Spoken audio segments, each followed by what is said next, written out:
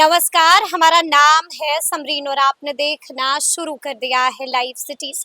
बिहार विधानसभा चुनाव का बिगुल बज चुका है और अब बीजेपी ने भी अपनी पूरी ताकत इसमें झोंक दी है। आपने देखा था कि बीते दिन गृह मंत्री अमित शाह पटना में थे और पटना में बीजेपी के दफ्तर में अमित शाह ने मैराथन बैठक भी ली है और अब बैठक के भीतर से कई तरह की खबरें निकल के आ रही हैं। देखिए, आपको बता दें कि बैठक के भीतर सीटों को लेकर के भी बहुत कुछ कहा गया है। बैठक के भीतर ट्रिपल एम को लेकर के भी बहुत कुछ कहा गया है और बैठक के भीतर नेताओं को बड़ा टास्क भी दिया गया है। देखिए, कई सारी जानकारियां निकल के आ रही हैं, तो इस वीडियो में हम आपको सब कुछ बताएंगे। तो आइए फिर एक बार फिर से इसी मुद्दे पर खरी खरी बातचीत करते हैं सीनियर जर्नलिस्ट रवि उपाध्याय जी से। सबसे पहले बहुत शुक्रिया जी, आपको जी। रवि जी, सबसे पहले तो हम आपसे समझना चाहेंगे कि अचानक से गृह मंत्री अमित शाह ने हाई मैराथन बैठक क्यों ली? कारण क्या है अचानक से बैठक बुलाने का? देखिए, एक बात आप ऐसे समझ लीजिए इसको या फिर इसको डिकोड कर लीजिए कि अमित शाह उनसे बेहतर कोई भारतीय जनता पार्टी में या आप कह लीजिए एनडीए के ओवरऑल बात करिए तो उनसे बेहतर कोई रणनीतिकार नहीं है। चुनावी रणनीतिकार वही हैं और बिहार के मसले पर तो वही है ही है। तो वो निश्चित रूप से वह मैराथन बैठक किया, बड़ी तैयारी है। और बड़ी तैयारी को भी थोड़ा सा डिकोड करिए आप। बड़ी तैयारी जब हम कहते हैं तो ये सिर्फ 243 सीट में से 2025 में 225 की बात नहीं कर रहे। आप थोड़ा चलिएगा, सामने आपके महागठबंधन इंडिया ब्लॉक मजबूती के साथ है, इसको भी आप छोड़ दीजिए। आप चलिए 2010 में 2010 में क्या स्थिति परिस्थिति बनी थी। 2010 में 243 जो विधानसभा की सीट थी उसमें 206 सीट 206 एनडीए ने जीता था। 2010 की हम बात कर रहे हैं। और उस समय कौन थे? उस समय धर्मेंद्र प्रधान, जिनको अभी चुनाव का प्रभारी बनाया गया है, वही सह प्रभारी हुआ करते थे भारतीय जनता पार्टी के। तो इतनी बात समझ लीजिए। और देखिए, धर्मेंद्र प्रधान है किस चीज के मिनिस्टर? जिनको इस बार भी प्रभारी बना दिया गया। बिल्कुल, ये प्रभारी बनाया गया है। तो इतनी बात समझ लीजिए कि 243 में से 206 2010 में जीता। तो उससे बेहतर करने का टास्क तो यह कौन पूरा करेगा? और तो ये धर्मेंद्र प्रधान ही कर सकते हैं, दूसरा कोई नहीं कर सकता। ये एक बड़ी लकीर भारतीय जनता पार्टी ने खींची। और एक बात, वो शिक्षा मंत्री हैं, मानव संसाधन मंत्री हैं नरेंद्र मोदी कैबिनेट में। और सामने प्रशांत किशोर देखिए स्कूल का बस्ता लेकर के खड़ा है। उनकी पार्टी का चुनाव चिन्ह स्कूल का बस्ता है, जो कि कहीं न कहीं छात्रों के, युवाओं के भविष्य की बात करता है। तो ये अब मानव संसाधन मंत्री हैं, तो ये काउंटर करने के लिए इससे बेहतर और कौन होगा? इस बात को भी समझिए। यानी कि बीजेपी ने प्रशांत किशोर का काट निकाल लिया है। निश्चित रूप से काट निकाला है। और इतना ही नहीं, आप देखिए तेज प्रताप यादव जो लालू प्रसाद यादव के पुत्र हैं, ब्लैक बोर्ड, उनका ब्लैक बोर्ड चुनाव चिन्ह, वह भी युवा और छात्रों की बात करते हुए दिखाई पड़े। तो यह समीकरण साधा गया है। इसको आप जिस तरीके से डिकोड करेंगे, जितना डिकोड करेंगे, यह सब कुछ समझ में आएगा। और ये भारतीय जनता पार्टी का ये मास्टर स्ट्रोक है। इस बार मास्टर स्ट्रोक तो है रवि जी, लेकिन अब ऐसे में सवाल बार बार पूछा जा रहा है कि बैठक के भीतर से क्या कुछ खबरें निकल के आ रही हैं। देखिए, बैठक हुई है तो तमाम मुद्दों पर चर्चा भी हुई होगी, क्या कुछ छन के आ रहा है बात? नहीं, देखिए, अब विनोद तावड़े बैठे थे, जो उसके बाद धर्मेंद्र प्रधान थे जो प्रभारी बने हैं। उसके बाद बीएल संतोष जो संगठन के साथ अलग से अमित शाह बैठक की है। ये तो अलग विषय है। लेकिन इससे पहले आप देखिएगा कि जो भारतीय जनता पार्टी के प्रदेश कार्यालय में बीते दिन देर रात तक अमित शाह की जो पाठशाला लगी, जो उन्होंने टीच किया या लेसन दिया, बताया, वो क्या गुरु मंत्र था जी। ये सबसे बड़ी बात। ट्रिपल एम का फॉर्मूला दिया। एम से मोदी, एम से महिला और एम से मंदिर। बिल्कुल। तो ये जो ट्रिपल एम की बात कहते हैं, तो ये आप निश्चित रूप से ये एक बड़ी तैयारी में हैं ये लोग। तो इतनी बात तो समझ लीजिए कि अब जो दिखाई पड़ रहा है कि जो, और अब उसके बाद से वो सराय रंजन चले गए, ये वहां चले गए। आज का दिन भर उनका ये दौरे का कार्यक्रम है, सराय रंजन, उधर के क्षेत्र में आपको, इधर शाहाबाद, इधर ये।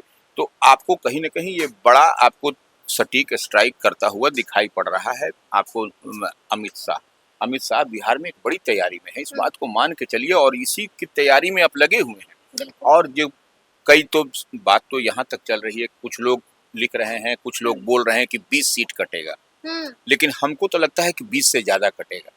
20 से ज्यादा सीटें कटेंगी। 20 से ज्यादा सीटें कटेंगी क्योंकि एंटी इनकम्बेंसी की जो बात आती है वह बहुत ज्यादा है। यानी कि आप जिक्र कर रहे हैं स्क्रीनिंग कमेटी के रिपोर्ट का, और खबर ये मिल रही है कि स्क्रीनिंग कमेटी की रिपोर्ट मुकम्मल हो गई है और उसने रिपोर्ट सौंप दी है। वो हाँ। माननीय प्रदेश अध्यक्ष जो दिलीप जायसवाल जी हैं, उन्होंने बीते रात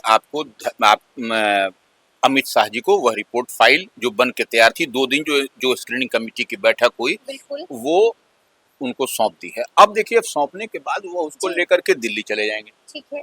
अब वो दिल्ली में वहाँ उस पर काम होगा, उस पर होमवर्क होगा, फिर यहाँ से जो कंसर्न जो इसके जो चुनाव प्रभारी हैं या अन्य जो पार्टी मामलों के प्रभारी हैं, तमाम लोग बैठेंगे और उस पर मिल बैठ करके वो अंतिम मुहर वहाँ पे लगेगी। लेकिन जो दिखाई पड़ रहा है कि अब 20 सिटिंग विधायकों का टिकट कट सकता है। 20 से 25 हो सकता है। 20 से 25 20 और हम और आप कह रहे हैं, लेकिन 25 विधायकों का टिकट कटेगा। और कुछ देखिए, यानी कि खतरा मंडरा रहा है। और इतनी बात समझ लीजिए, कुछ सीट जेडीयू का भारतीय जनता पार्टी का जेडीयू, और कई सीट जो है सो आपको जेडीयू का या भारतीय जनता पार्टी का समझ लीजिए, कुछ जो चिराग पासवान की पार्टी में आना जाना लगा हुआ है। तो ये ऐसे में समझना पड़ेगा कि कई सीट आपको जो दावेदार हैं, जो सिटिंग एमएलए हैं, वह भी इधर से उधर होगा। यह इतनी बात तो तय मानी जा रही है, इसमें अब कोई माथा लगाने का, दिमाग खर्च करने की जरूरत ही नहीं है। लेकिन बड़ा टास्क भी गृह मंत्री अमित शाह ने दे दिया है, सौंप दिया है। क्या टास्क दिया है जिसकी खूब चर्चा हो रही है? देखिए, उनको कितना जो मेजर स्ट्राइक करना है, ये स्ट्राइक करने की बात हो रही है, तो ये, और आप देख रहे हैं कि सामने आपको महागठबंधन इंडिया ब्लॉक है, उसको रोकने की तैयारी में ये लोग। अब देखिए, स्थिति परिस्थिति दिनों दिन बदल रही है। आप इस बार जो है सो एनडीए को रोकना है, अब जो है सो महागठबंधन इंडिया ब्लॉक को, क्योंकि एसआईआर के मसले के बाद टोटल समीकरण बदल गया है। तो ये आप कैसे रोकिएगा, इस रणनीति पर काम होती हुई दिखाई पड़ रही है। लेकिन अब राज्य स्तरीय नेता भी बिहार आएंगे, टास्क मिल गया है। क्या टास्क है वो? अब देखिए, राज्य स्तरीय नेता जो 40 की बात कही जा रही है, आपको कितने वो हर विधानसभा, लोकसभा क्षेत्र में जो 40 का 40 लोकसभा है बिहार में, वो सबको उसमें फिट कर दिया जाएगा। अच्छा। और वो लोग देखेंगे, वो लोग दुर्गा पूजा तक, वो दिवाली तक, क्योंकि देखिए इसमें है क्या, यानी कि मूव नहीं करेंगे, पर्व त्योहार वही मनाना होगा लोगों के बीच। क्योंकि देखिए, प्रशांत किशोर भी बीच में यही कह रहे हैं कि जो पर्व त्योहार में आए उनको रोक करके रखिए, वोट तक हो रहे हैं, वोट तक, तो इसी को तो रोकना है। यानी कि फिर से काट ढूंढा है बीजेपी ने प्रशांत किशोर। बिल्कुल, देखिए यही तो रणनीति का हिस्सा है, पार्ट एंड पार्सल है कि किस तरीके से प्रशांत किशोर जो कह रहे हैं उसको तो डरी हुई है क्या बीजेपी प्रशांत किशोर से? देखिए, डरने और की बात नहीं है, लेकिन यह तो स्ट्रेटजी का हिस्सा होता है। जिस तरह प्रशांत किशोर भी स्ट्रेटजी बना रहे हैं, उनसे बेहतर कौन बना सकता है। तो उनको किस तरीके से कटसाइज किया जाए प्रशांत किशोर को, कि जीतेंगे कि हारेंगे, सरकार तो बनेगी नहीं प्रशांत किशोर की, इतनी बात मान लीजिए। हाँ, लेकिन जब अकेले दम पर प्रशांत किशोर की सरकार कहाँ से बनने जा रही है? लेकिन आप अक्सर कहते हैं कि सरकार की चाबी, हाँ, वही हम कह रहे हैं, तो चाबी उनके पास हो सकती है, तो उसी को काटने की बात है। और हम आपको 2010 इसीलिए याद करा रहे थे कि 2010 में एनडीए ने 206 जीता था। तो ये समझने और देखने वाली बात, जिम्मा था धर्मेंद्र प्रधान के कंधों पर। तो फिर से एक बार जिम्मा है धर्मेंद्र प्रधान के कांधों। बिल्कुल, तो ये आप जो 40 की 40 आप देख रहे हैं कि उसमें कई बड़े बड़े कद्दावर चेहरों को उतारा गया है, और पूरी तरीके से आपको दिवाली, छठ, दुर्गा पूजा, सब में वो लोगों के बीच होंगे, लोगों के साथ होंगे, लोगों के बीच एज ए स्टैचू ही वह भी रहेंगे, वो रहेंगे, और वो मजबूती के साथ काम करते हुए दिखाई पड़ेंगे। तो यही एक रणनीति का पार्ट एंड पार्सल है, या दिखाई भी पड़ रहा है। अच्छा, ऐसे में लोग सवाल ये भी पूछ रहे हैं हमसे, और लगातार पूछ रहे हैं कि क्या बैठक के भीतर जन सुराज का कोई तस्करा हुआ? क्या बैठक के भीतर महागठबंधन की कोई चर्चा हुई? नहीं, निश्चित रूप से देखिए, अब प्रशांत किशोर की पार्टी की चर्चा हुई, तस्करा हुआ, ये तो मालूम नहीं, बट महागठबंधन को कहीं ना कहीं ये जितनी दिखाई पड़ रही है स्ट्रेटजी, इंडिया ब्लॉक महागठबंधन को रोकने की कवायद ही दिखाई पड़ रही है।